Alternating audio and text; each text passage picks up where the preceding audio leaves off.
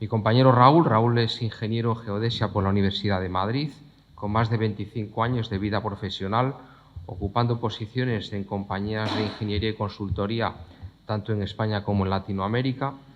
Su actividad principal durante más de 15 años siempre ha estado ligada al análisis matemático en modelos económicos, en negocios regulados y liberalizados.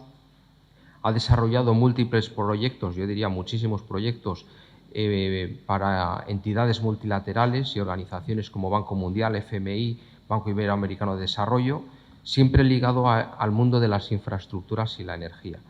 Y desde hace 6 años pues tenemos el placer y privilegio de tenerlo en nuestras filas en Tresca, donde ocupa la posición de director comercial y análisis de mercados. La palabra es tuya. Muchas gracias. Gracias a las autoridades, gracias Francisco, gracias a todos vosotros por escucharnos. Comienzo mi presentación prácticamente diciendo que qué bonita es Asturias, ¿no? Yo sí que he tenido la oportunidad de buscar una imagen de Asturias y a ver si... Ahora. Mirad, a mí me gustaría que todos grabáramos esta imagen en la cabeza porque va a ser el hilo conductor de mi presentación. Antes mi compañero Jaime lo ha nombrado esos 72 gigas de planificación de hidrógeno, aunque si bien hay un proyecto en la sombra que ocupa parte de esas 72 gigas, la realidad es que en España nos hemos planificado, nos hemos propuesto o hemos dicho que íbamos a llegar a ese número, ¿no? Fijaros, nosotros en Tresca Ingeniería hemos desarrollado en el último año innumerables proyectos. Entonces, otro día le pedí a mi equipo que hicieran el favor de de alguna forma colocar en un mapa todos aquellos proyectos en los que habíamos de alguna forma participado, bien en fases de ingeniería conceptual, bien en fases de ingeniería de detalle o bien en fases de tramitación y permitting. Y nos salió eso, nos salieron casi 30 proyectos, 30 iniciativas. Quiere decir que hay 30 personas, hay 30 empresas, hay 30 grupos industriales que están desarrollando ya proyectos de hidrógeno a nivel conceptual. Nosotros aportamos, perdonad,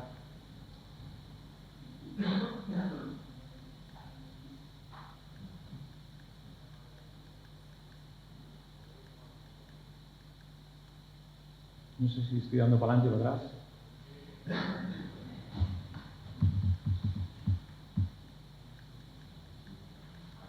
Bueno, empezamos. Disculpar bueno, no está mal que volvamos a recordar la imagen, aprovechando el despiste.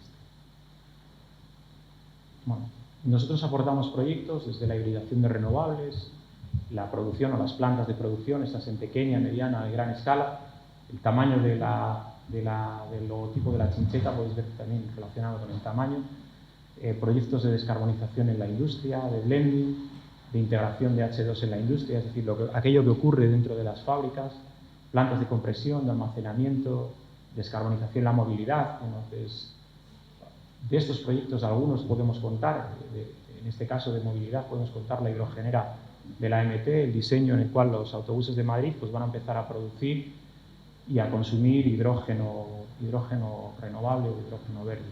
Y luego también la parte de producción de amoníaco verde o el desarrollo de sistemas que permitan manejar el hidrógeno. En estos proyectos a nosotros nuestro principal valor es tratar de aportar tranquilidad a nuestros clientes, la tranquilidad de un equipo de profesionales con esta experiencia, de un equipo de profesionales regidos por procedimientos que prácticamente arrancan su conocimiento justo o solapándose con el tecnólogo y prácticamente son capaces de terminar con los estudios de mercado.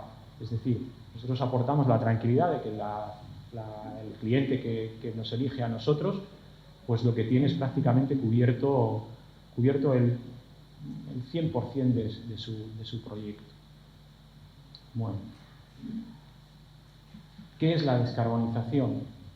La verdad es que el hidrógeno al final aparece ligado a la palabra descarbonización sí o sí, y así lo vamos a tener que manejar. La descarbonización es más que el intentar mitigar el CO2 en la atmósfera. Es decir, y para eso lo que nos exigen o lo que nos están pidiendo, lo que nos hemos propuesto realmente es alcanzar una neutralidad climática, ¿no? Esto, ¿de dónde viene? Pues básicamente esto se origina en el Acuerdo de París, en el que a mí me gusta o prefiero siempre destacar el artículo 2, porque el artículo 2 tiene pequeñas frases que están colocadas de forma estratégica y que el legislador dejó ahí para generar un cambio. Principalmente decimos, bueno, tenemos que bajar la temperatura 1,5 grados, pero fijaros, el legislador en la parte 3 del artículo 2 dejó una palabra que es situar los flujos financieros. Es decir, aquellos proyectos o aquellos cambios que utilicen como vector o como hilo conductor la descarbonización, pues tendrán situados flujos financieros. Qué importante, ¿verdad? El desarrollo del Acuerdo de París y las distintas iniciativas, yo tengo, por ejemplo, colocada el Race to Zero de la ONU. ¿Por qué me parece importante destacar el Race to Zero? Porque el Race to Zero principalmente rompe la barrera de los estados. Es decir, el Race to Zero al final lo que hace es aglutinar, pues a día de hoy son 120 países, 173 centros de investigación, 31 regiones, 750 ciudades, 3.067 empresas y 622 universidades. Es decir, un montón de iniciativas apoyando algo, digamos, desde fuera de la órbita gubernamental, algo que pocas veces había ocurrido. Bien, ¿qué consecuencias tiene el Acuerdo de París o qué consecuencias tiene al final el eliminar el CO2 de la atmósfera? Bueno, al final estamos cambiando el modelo productivo. ¿Estamos cambiando el modelo productivo en base a qué? En base a una sostenibilidad, es decir, esa neutralidad climática. Además, lo estamos acompañando de una digitalización, es decir, de una tecnificación de la industria y además de una innovación. Es decir, queremos que los desarrollos económicos se acorten en el tiempo. Queremos que las cosas que están en los centros de investigación realmente corran hacia la calle, ¿no? Entonces, ¿cómo vemos nosotros la fábrica del futuro? Bueno, la fábrica del futuro va a ser neutra en CO2, va a ser eficiente y sobre todo va a ser circular. Es decir, no va a ser generadora de residuos. No es generadora de residuos, no quiere decir que no genere residuos, sino que el residuo que genera alguien lo pueda aprovechar. Bueno, es eso que llaman economía circular, ¿no? Si nos atendemos a la digitalización, ¿qué tendremos? Tendremos plantas autogestionadas, tendremos plantas autochequeadas, es decir, los algoritmos serán capaces de decir cuándo las fábricas fallan y cuándo las fábricas necesitan requieren de mantenimiento. Y, por supuesto, atendemos a unas fábricas sin trabajadores, a un concepto que, bueno, podríamos llamarlo green and black, es decir, verde y apagada, ¿no? Es decir, fábricas en las que los trabajadores intervengan lo menos posible. Y por otro lado, la innovación, que tendrá que ser siempre evolutiva, generadora de demandas y, sobre todo, hipercualificada. Es decir, lo que vamos a hacer es mover trabajadores de las cadenas de producción a trabajadores que generen conocimiento, que aporten valor a las empresas. Muy bien. Ya centrando más en el hidrógeno, el gobierno español promulgó la hoja de ruta del hidrógeno, en la cual utiliza el hidrógeno de acuerdo a cómo se establece en los distintos organismos internacionales, acuerdos internacionales. ¿Qué hace especial al hidrógeno? Bueno, pues al hidrógeno lo hace especial algo que quizás es de las pocas cosas que no hemos hablado en esta jornada, la geopolítica. Qué importante la geopolítica. Fijaros, si yo os pregunto, ¿ese mapa qué representa? ¿Qué es ese mapa? Poco sabríamos decir que es el mapa de los países productores de petróleo. O sea, es decir, que parte de la economía que se sujeta sobre el petróleo está bajo las arcas o bajo las llaves de esos países, ¿no? En la columna de la izquierda pues os he colocado datos del 2016, no los encontré más recientes, pero fijaros, desde la producción Rusia, Arabia Saudí, Estados Unidos, la exportación Arabia Saudí, Rusia e Irak, y sobre todo las reservas que se concentran prácticamente, el 50% de las reservas mundiales se concentran en 3 países. Bien, ¿por qué es importante el hidrógeno? Porque el hidrógeno de alguna forma empieza a mover esta geopolítica. ¿Cómo lo mueve? Pues muy bien, mirad, este es el mapa de capacidad renovable, en el cual hemos sombreado las zonas en gris, aquellas que es imposible instalar pues placas fotovoltaicas o generadores eólicos. ¿Por qué? Porque son desiertos, porque son selvas. Fijaros la posición de la península ibérica. La posición de la península ibérica, que si en este mapa, a ver si soy capaz de volver atrás, pues la teníamos completamente en blanco y desabastecida, pues aquí aparecemos a tener un cierto color rojo, es decir, tenemos capacidad de renovable, tenemos capacidad de energía renovable. Fijaros, un detalle de este mapa, ¿veis? Prácticamente toda la península, el sur de la península, centro-sur de la península ibérica, bueno, presenta unas condiciones aceptables para producir energía de forma barata y de forma renovable, ¿no? De manera sostenible. ¿Vale?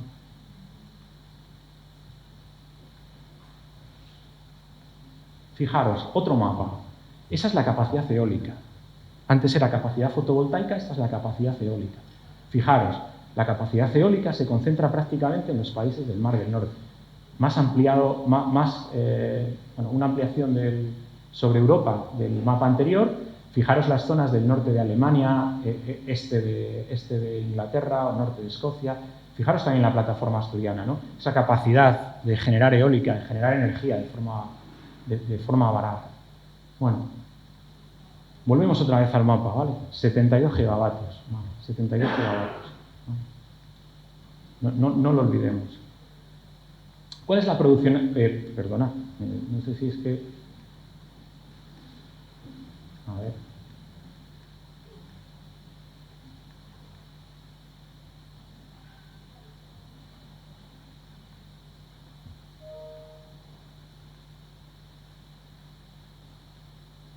Fijaros, la producción actual de hidrógeno en Europa prácticamente se concentra en 5 países: Alemania, Holanda, Polonia, España e Italia. Fijaros, vaya hombre, no sé qué le pasa al...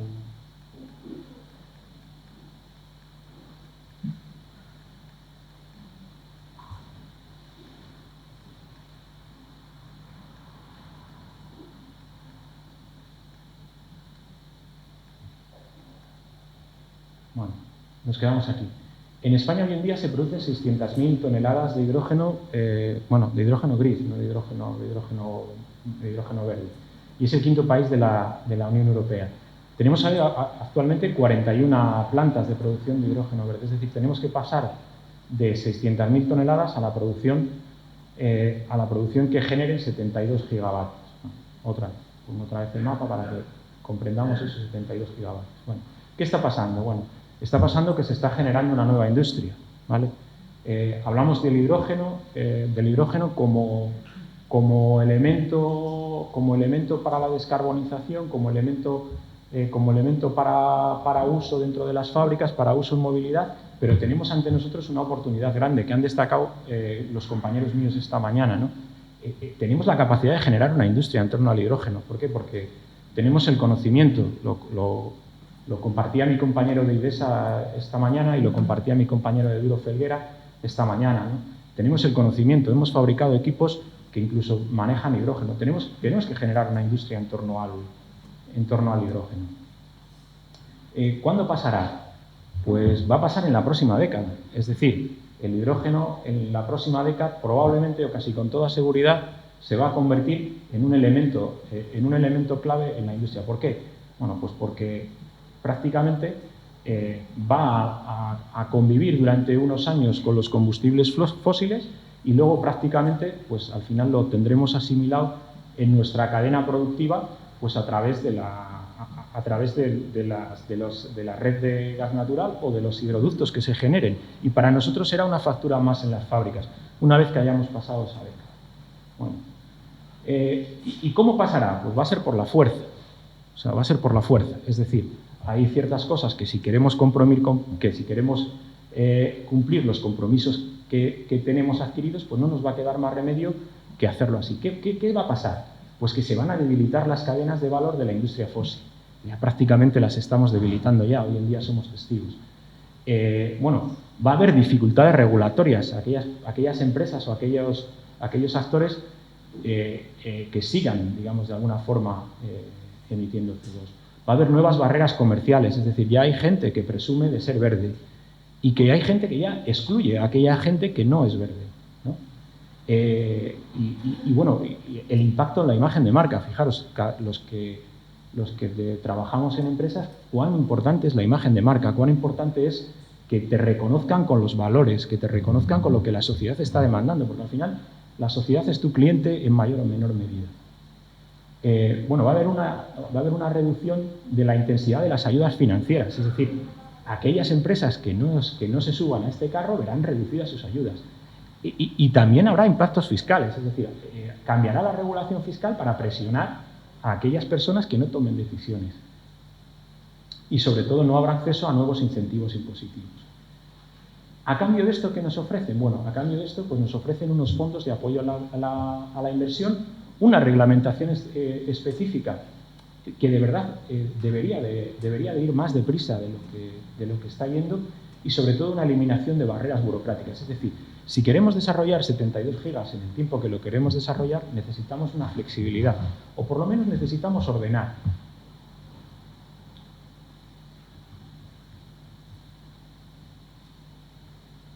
Bueno, ¿por qué el hidrógeno vuelve a ser importante? Es un producto que lo podemos autogenerar, se produce de forma limpia y barata, se pueden realizar grandes hubs o valles, y en un horizonte de 2050 habrá una red de hidrógeno similar al modelo de gas natural, ¿no? Podemos almacenarlo, existen soluciones tecnológicas muy maduras, no emitimos CO2 y además soluciona el puente entre los sistemas gasístico y eléctrico, que es muy importante, ¿no?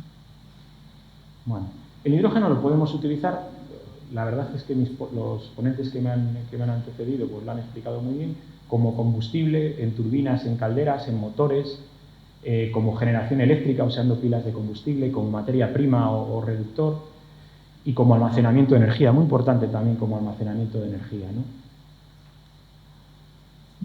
Muy bien. Es importante tomar la decisión correcta, es decir, si tú eres un industrial, que tienes una industria, que tienes una fábrica, que estás al frente de las decisiones de un grupo de empresas, es importante tomar la decisión correcta.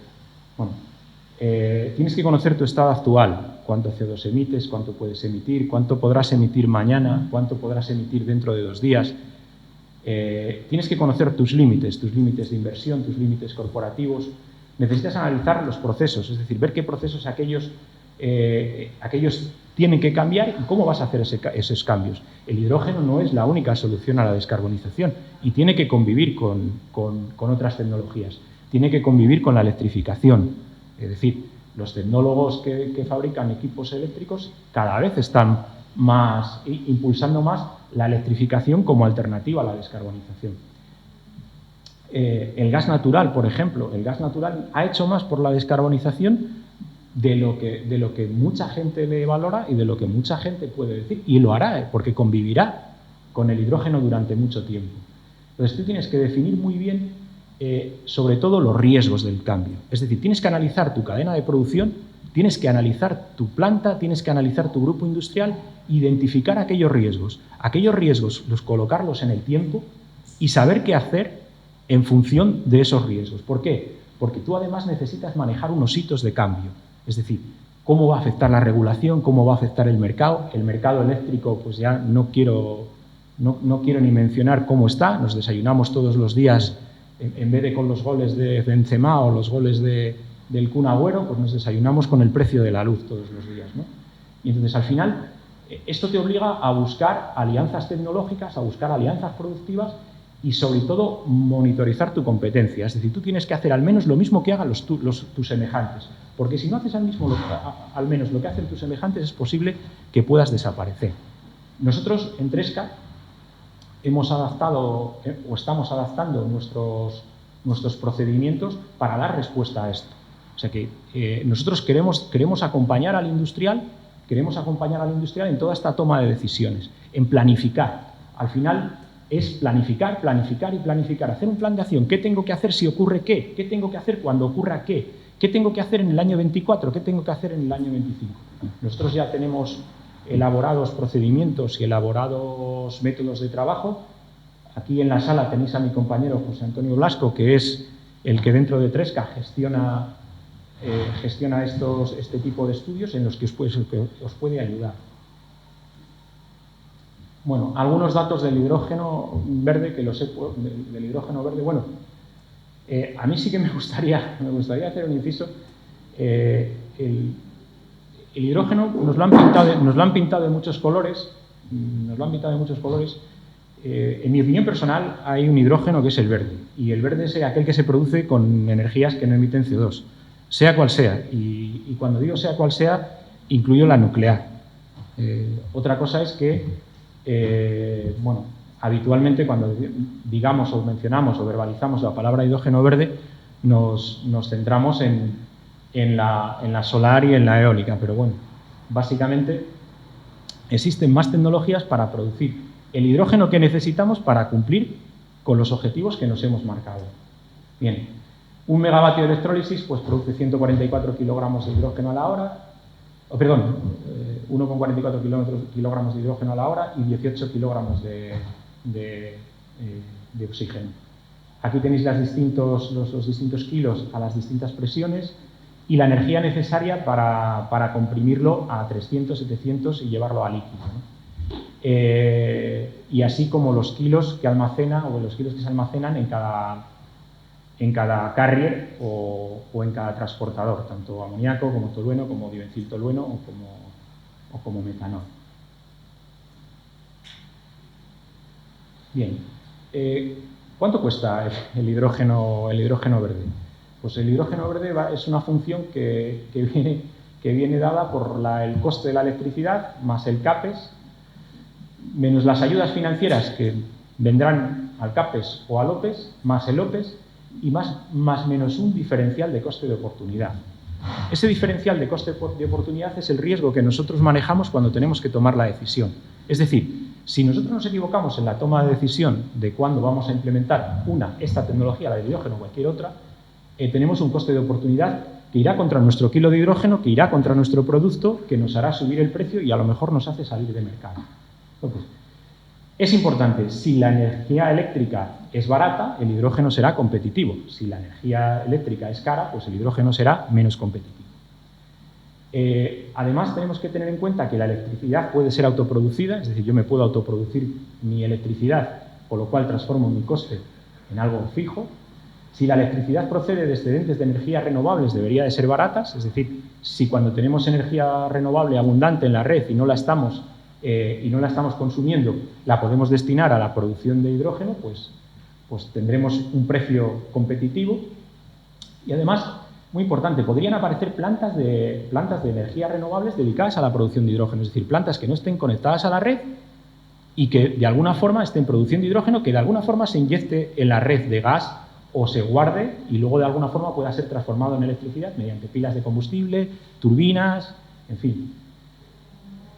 Y también a mí sí que me gustaría, las nuevas tecnologías como los reactores nucleares modulares pueden hacer del hidrógeno mucho más competitivo.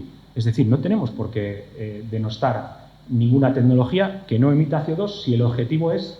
Vamos a ganar otra vez con el... No sé qué le pasa.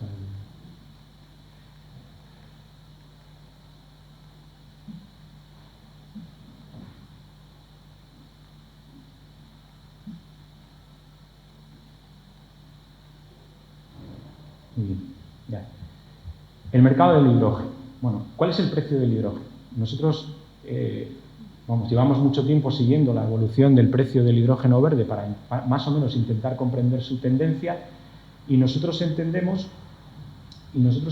que el hidrógeno verde, en función de cómo se despliegue o de qué forma podamos hacer ese despliegue, pues llegará a cruzarse con la curva de precios del hidrógeno gris, pues en torno a la primera parte del primer lustro de la década de los 30, es decir, en torno al 32, 33, 30, en esa zona, en el 2030, el hidrógeno renovable, en las mejores condiciones, será más barato ya que el hidrógeno gris, o que el hidrógeno tal y como lo conocemos ahora.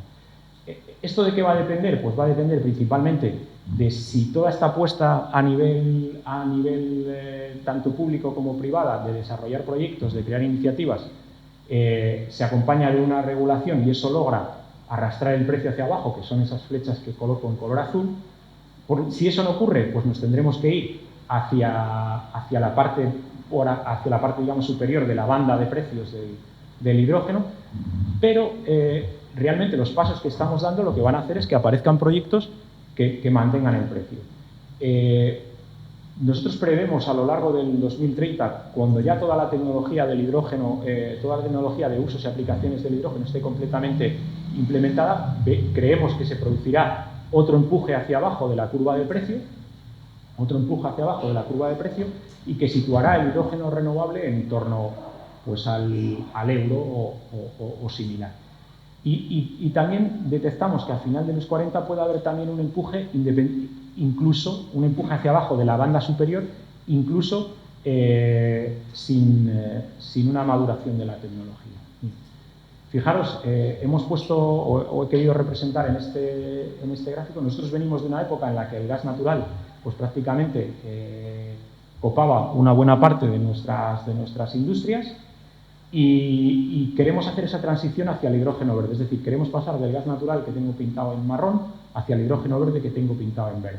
Entonces ahí tenemos un poco la curva, digamos, de desarrollo de precio en bandas del hidrógeno de origen renovable, y la curva, digamos, de la dupla gas natural más derechos de emisiones en su banda, en teoría, que creemos más elevada, y en su banda más baja. Es decir, hoy en día estamos sufriendo una tormenta energética producida por la situación o la demanda que sufre el gas natural, que está alterando los precios y no sabemos muy bien cuándo los va a mantener alterados, ¿no? Pero básicamente nosotros creemos que este cruce de estas dos bandas lo que va a generar son dos zonas. La primera, una zona en la que nosotros tenemos el control de tomar las decisiones, es decir, nosotros tomamos el control y tomamos nuestras decisiones. Volvemos a esa planificación que hemos hecho antes, y sobre esa planificación decidimos si electrificamos, si nos pasamos, si ponemos una unidad de hidrógeno, si hacemos ambas cosas, y nosotros controlamos la situación. Una vez que el precio del hidrógeno verde roce la curva de precio del gas natural, aparecerá algo que nos hará cambiar de zona. ¿Qué nos hará cambiar de zona? Que todo el mundo ya lo tendrá que hacer, porque si no está perdiendo rentabilidad. Entonces, en esa fase hay una zona de descontrol que tú lo que tienes que hacer es manejar el riesgo que tienes de no haber tomado una decisión. Entonces, nosotros prevemos que esas zonas pues, llegarán hasta el año 2026, 25, 26, y la zona de descontrol, o la zona en la que tú tienes que empezar a manejar un riesgo que te pone en peligro, será a partir del 26-27. Por lo tanto, si yo fuera un industrial, o si yo tuviera la responsabilidad de una fábrica, yo de momento lo que tendría es bien planificado y bien auditados los riesgos. Ahí tenemos las dos zonas. Muy bien. Es el momento de hacer equipos, lo ha dicho antes mi compañero Jaime. Hay que generar proyectos que aúnen a oferta con demanda. Es decir, ahora hay suficientes iniciativas para que de alguna forma todos mostremos interés por desarrollar el sector del hidrógeno. Y desarrollarlo para la industria y desarrollarlo como industria. Es decir, va a haber un montón de iniciativas, cada ciudad, cada región tendrá las suficientes iniciativas para que de alguna forma nuestras empresas, nuestro sistema productivo de alguna o de otra forma pueda participar en proyectos. La tecnología del hidrógeno ya está lo suficientemente madura.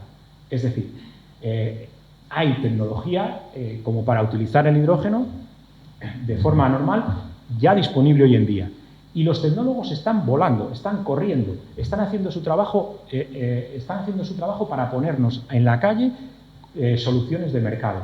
Los productores de hidrógeno, los grandes productores, como aquí hemos tenido a EDP, pues ya están haciendo su trabajo.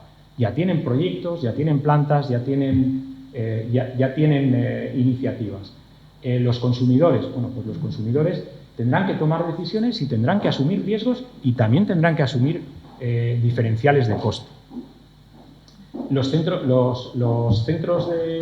integradores decir, los integradores, bueno, pues los integradores estamos preparados. Los integradores, aquí hemos tenido a Duro Felguera como ingeniería y construcción, nosotros como ingeniería, el St. Young, digamos, como parte de consultoría.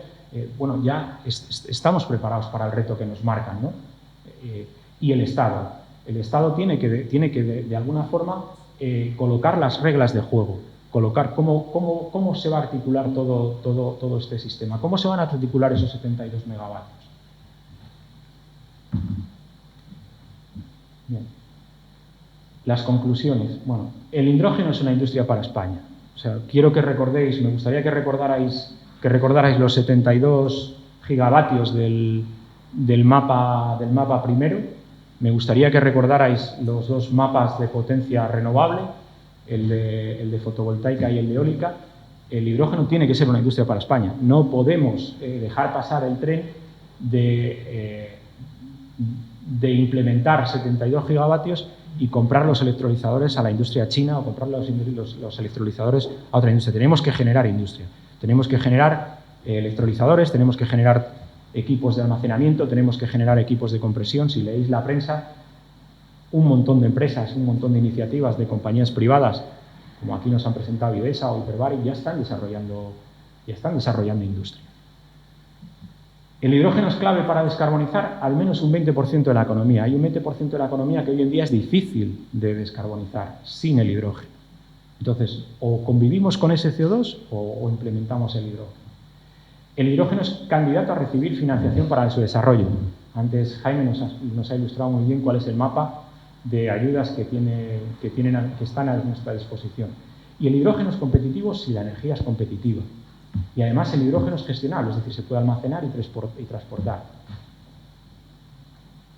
Y con esto lamento mucho las interrupciones con el mando y bueno, si tienen luego alguna pregunta, pues encantado de respondérsela.